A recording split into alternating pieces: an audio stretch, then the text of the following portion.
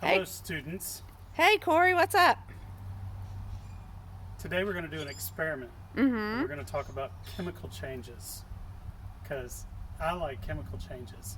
So today we're going to take this pink sand, and don't judge me for pink sand. It's what they had at Walmart.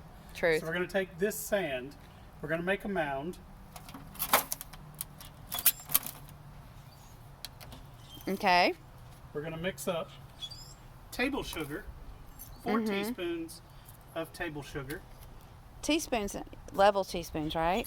Correct. Not heaping teaspoons, tablespoons, teaspoons. Get it right, Stephanie. It's not perfect. And then 1 teaspoon of baking powder, soda, baking soda. I need to just shut up, evidently.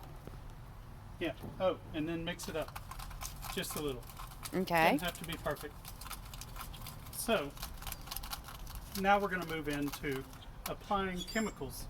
So, for this, I will need some safety glasses. Oh, I just happen to have those right here. Thank you. And some lighter fluid. Some Whoa. lighter fluid or alcohol? What would you like to use? I prefer the alcohol, actually.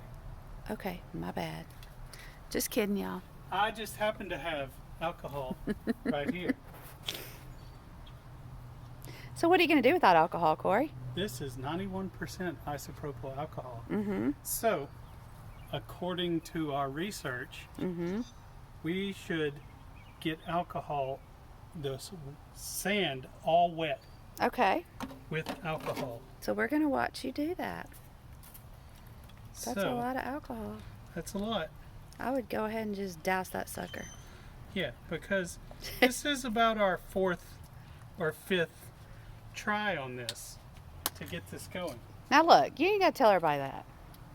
So, if you have alcohol on your hands, dry your hands. Should you put the sugar on? Yes. So, I'm just going to pour it In a on nice little there. amount. Well, I think that's part of the problem. Okay. Should I spread it? No, I don't think it should be spread. I think it should be in a nice little mountain. But Okay. it's okay. So now we're going to Do not do this without an adult supervision, please. This does require flame. It will get big, and I do not want you getting burnt. So do not do this without parents' permission and supervision. As you can see, we've got a nice little fire going. And you can see that the sugar is already starting to change colors. The wind is not our friend because it started blowing. It wasn't blowing. Oh, snap. Hey-o.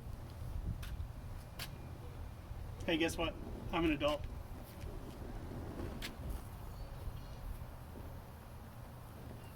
And I'm supervised by an adult. Now, let's walk around here and check it out. So, today's lesson was on chemical and physical properties. Cory, tell me a physical property of the sand. A physical property is that it's pink. Mm-hmm. And it was a little wet when I touched it, but it's squishy Okay. also.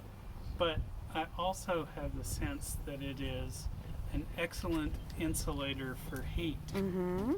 So I'm guessing that's why when you do this experiment, you do it with sand Mm-hmm. to hold the heat in. I hope you guys, the sun's starting to set on us. We're not getting the greatest lighting, but I hope you guys are able to see the snake that's happening. Right there. So what's happening is when the heat reacts with the baking soda, it releases carbon dioxide, which then reacts, both of those are chemical property terms, remember, with the sugar and causes this reaction. Now we know that chemical properties are identity stealers. So do we think it stole the identity of the sugar? Will the sugar ever go back to looking like sugar again?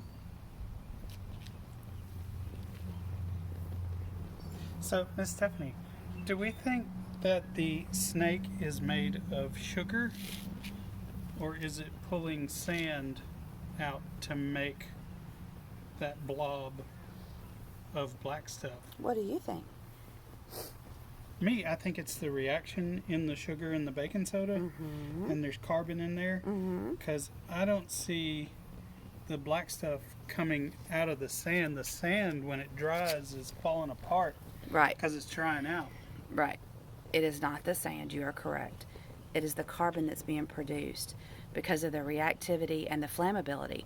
Both of those are chemical properties. So this is a perfect experiment to show chemical properties and physical properties at the same time. Chemical properties change the identity of the substance, which also we know causes chemical changes. This is definitely a chemical change. Yeah, and this is the 5th time we've done this, and this is the first time it's really worked. And that just lets you know that sometimes science takes a lot of work. And you know what we did? We started with one recipe that we tried, and it didn't work at all. So then we went back and reviewed our recipe, and we changed it a little bit, because originally we started off with sand, powdered sugar, baking soda, and using lighter fluid. Now, do you remember why we decided the powdered sugar didn't work?